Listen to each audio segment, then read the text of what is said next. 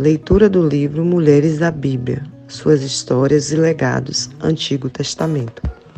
Eva, a primeira mulher criada por Deus para ser sua cooperadora e mãe de toda a humanidade. Disse mais o Senhor Deus: não é bom que o homem esteja só.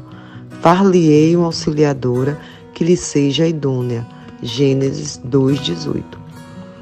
Eva é uma personagem bastante conhecida. Ela foi a primeira mulher criada por Deus.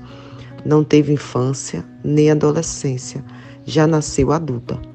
Não teve mãe, passado, nem instrução alguma de como ser mulher ou mãe. Deus era a fonte da sua vida. Por isso, ela só podia confiar e se apoiar em seu Criador. Você já se imaginou sendo a primeira mulher? O termo mulher na Bíblia é descrito pela primeira vez em Gênesis 1:27. Criou Deus, pois, o homem à sua imagem. A imagem de Deus o criou. Homem e mulher os criou. Embora o homem tenha recebido o governo sobre toda a criação, a decisão de criar a mulher não foi uma casualidade. Pelo contrário, foi parte indispensável do plano divino.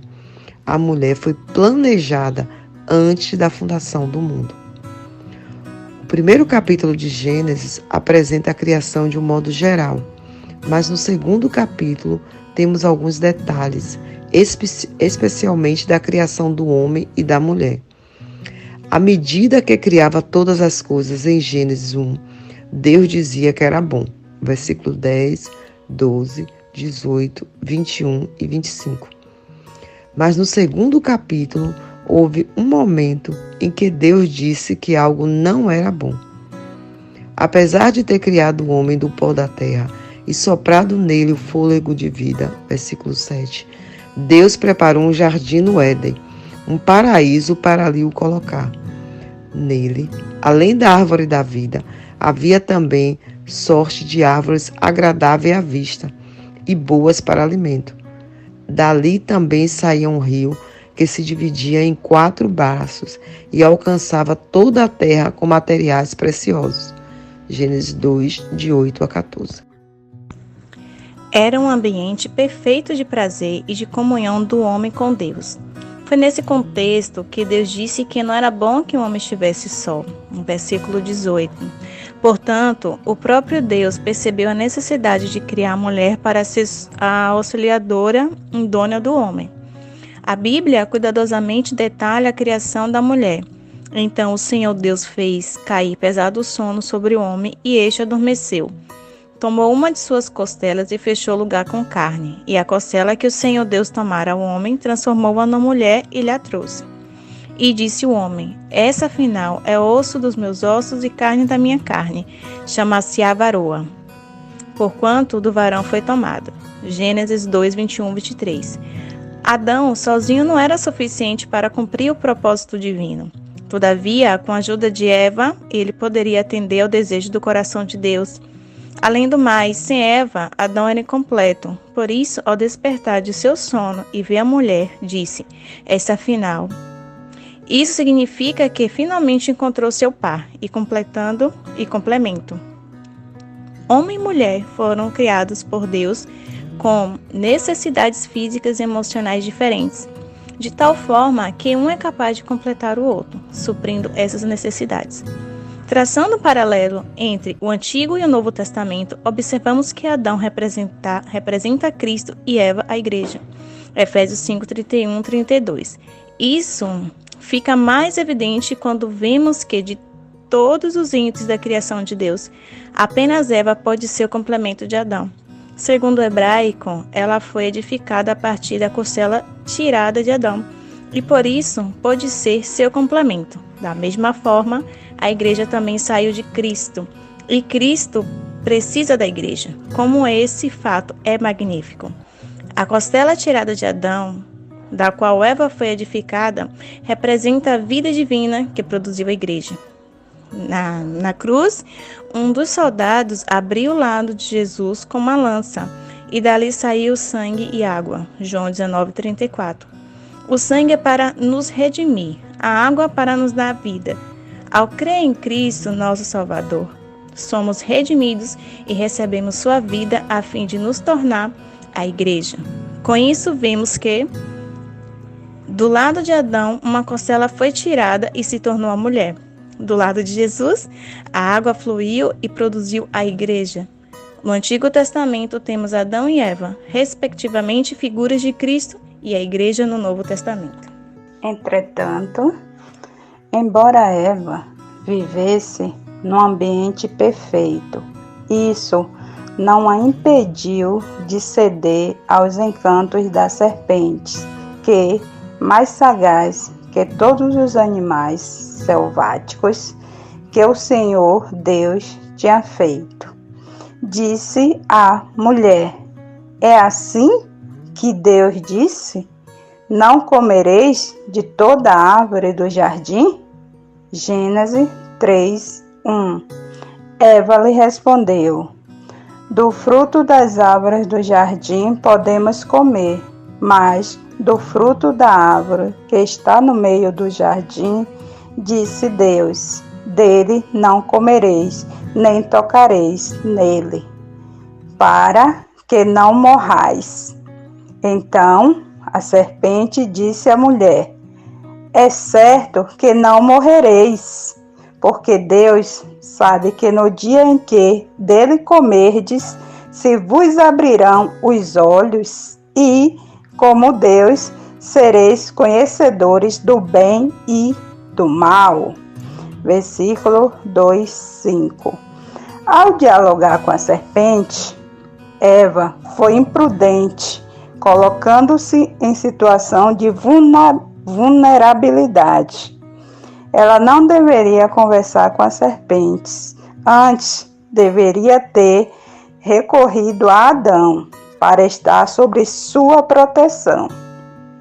Porém, sozinha, sem perceber o perigo que corria, foi enganada pela serpente sagaz, que colocou em dúvida a palavra de Deus, agindo de forma independente. Eva desobedeceu a Deus, comeu o fruto proibido e o deu a Adão, que também o comeu. Assim se deu a queda do homem. Muitas vezes agimos como Eva, conhecemos a palavra de Deus e somos advertidas por ela. Mesmo assim, deixamos-nos levar por enganos, precipitamos-nos e fazemos coisas erradas, o que causa dano espiritual para nós e para os que nos amam. Vejamos as consequências que a queda trouxe. O corpo tornou-se carne, pois a substância maligna do pecado entrou nele. A alma foi contaminada e se tornou o ego, e o espírito humano foi mortificado, pois sua função de contatar Deus para ter comunhão com Ele foi paralisada. A Bíblia diz que a morte passou a reinar em todos os homens. Romanos 5:12. Eva, então, teve de lidar com as consequências da desobediência, assim como todas nós, quando desobedecemos a Deus. Temos de lidar com as consequências de nossos erros. Os olhos de Eva e do marido se abriram, e vendo que estava nus, fizeram aventais de folhas de figueira para se cobrir. Além disso, quando ouviram o Senhor se aproximar, esconderam-se de sua presença. Quando Deus disse a ela: que é isso que fizeste? Ela respondeu: a serpente me enganou e eu comi. Gênesis 3:13. Em vez de se arrepender, ela se justificou e não pediu perdão a Deus. Da mesma forma, muitas vezes, quando erramos, qual é a nossa primeira atitude? Confessamos os erros ou nos justificamos? Justificativas não agradam ao Senhor. Precisamos aprender a reconhecer os erros, arrepender-nos e confessar os pecados. Como consequência da queda, o pecado entrou na humanidade. Deus, porém, não desistiu do seu plano. Para tratar com aquela situação, ele ordenou um sofrimento duplo para a mulher, quanto à multiplicação, tanto na gravidez como no parto. Haveria muitas dores. E quanto ao governo, Deus determinou que a mulher fosse encabeçada pelo marido. Deus colocou a mulher debaixo da autoridade do homem. Depois disso, Deus fez vestimentas de peles para cobrir Adão e Eva. Ele teve de matar um animal e derramar sangue para isso. Vemos aqui um quadro de redenção e da justificação de Cristo, ou seja, ainda que tentemos nos justificar, as justificativas jamais cobrirão nossas falhas. O que realmente necessitamos é ser justificados pelo Senhor. Precisamos da redenção que Ele mesmo realizou por nós na cruz. Uma vez que comeram da árvore do conhecimento do bem e do mal, Adão e Eva foram proibidos de comer da árvore da vida. Por fim, foram expulsos do Éden. As consequências do pecado são muito pesadas e não podemos evitá-las e detê-las. Como você se sentiria nessas circunstâncias? Fracassada, depressiva, ansiosa? A verdade é que Eva não ficou paralisada pelo medo. Também não ficou passiva com pensamentos negativos e sentimentos de culpa, como se não houvesse saída. Não vamos permitir que nossa mente nos engane. Deus sempre vai preparar um caminho para nós. Eva creu e se agarrou à promessa de Deus de que teria um descendente que pisaria a cabeça da serpente. Gênesis 3,15. No ponto de vista profético, essa promessa se referia a Maria, mãe de Jesus, o qual na cruz feriu a cabeça da serpente, destruindo Satanás e o poder da morte. Hebreus 2,14. Portanto, Maria foi mais que auxiliadora e, na verdade, foi cooperadora de Deus ao aceitar a incumbência de gerar aquele que seria o Redentor e Salvador da humanidade. No mesmo sentido, nós hoje podemos ser cooperadoras do Senhor ao propagar o Evangelho, a fim de que o reino de Deus venha e sua vontade seja feita na terra. Mateus 6,10. Deus determinou ainda que haveria inimizade entre a serpente e a mulher. Gênesis 3,15. Na luta contra a serpente, não podemos abrir brechas, permitindo que coisas estranhas entrem em nosso coração. Não podemos dar ouvidos ao falar da serpente. Somos responsáveis por guardar a família, os filhos, o marido e a igreja. Deus nos entregou essa incumbência. Lembremos-nos sempre de que a serpente é nossa inimiga numa guerra sem tréguas. Precisamos ser cooperadoras fiéis de Deus a cada batalha. Eva também teve filhos. O primeiro deles, Caim, não perseverou no caminho do Senhor. Já Abel foi diferente. A Bíblia diz que Deus não se agradou de Caim e de sua oferta, mas se agradou de Abel e da oferta dele. Gênesis 4, de 4 a 5. No final da história, como sabemos, Caim acabou matando o irmão por causa de inveja e ira. Imagine a situação de Eva. Pense na dor e no desespero que sentiu diante desse acontecimento. No mesmo dia, ela perdeu 2 filhos. Um morreu e o outro se tornou errante na terra, e sua descendência afastou-se de Deus.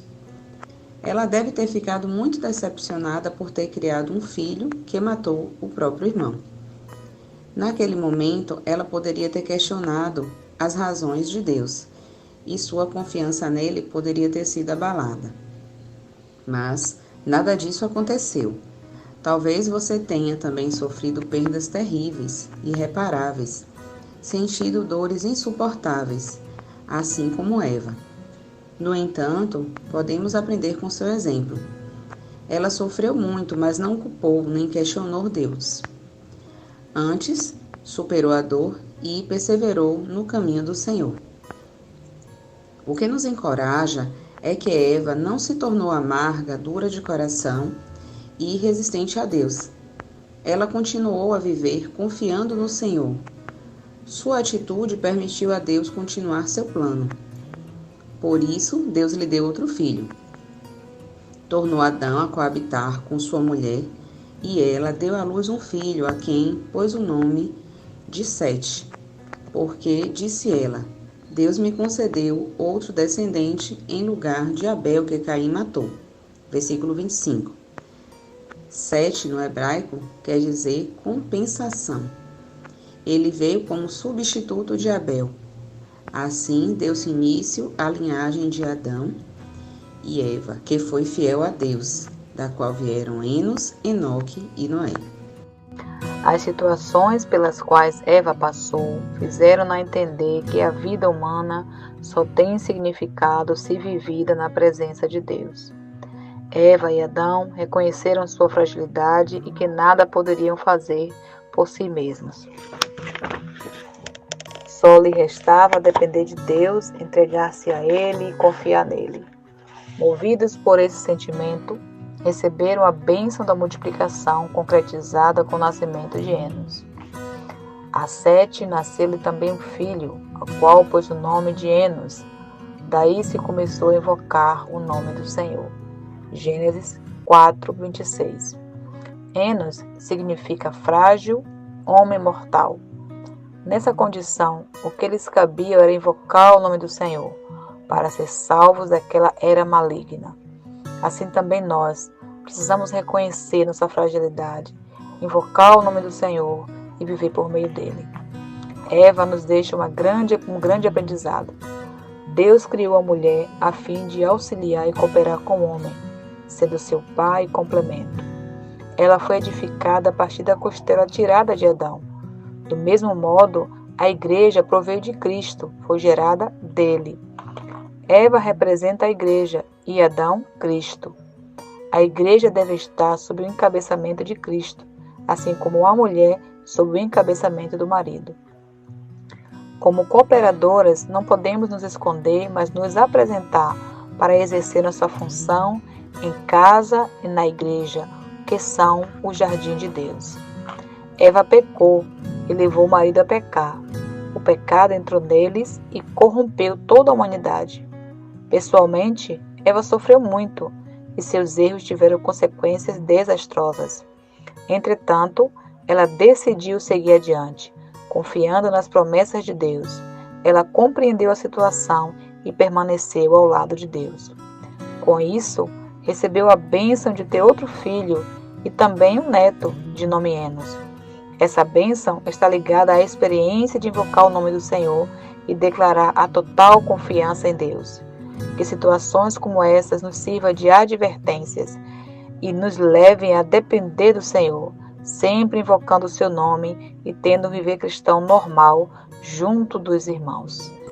Amado Deus, muito obrigado por nos ter criado de modo assombrosamente maravilhoso. Muito obrigado por nos ter feito auxiliadoras em tua obra. Graças te damos por tão grande amor e misericórdia, porque mesmo sendo pecadoras, nunca desiste de nós.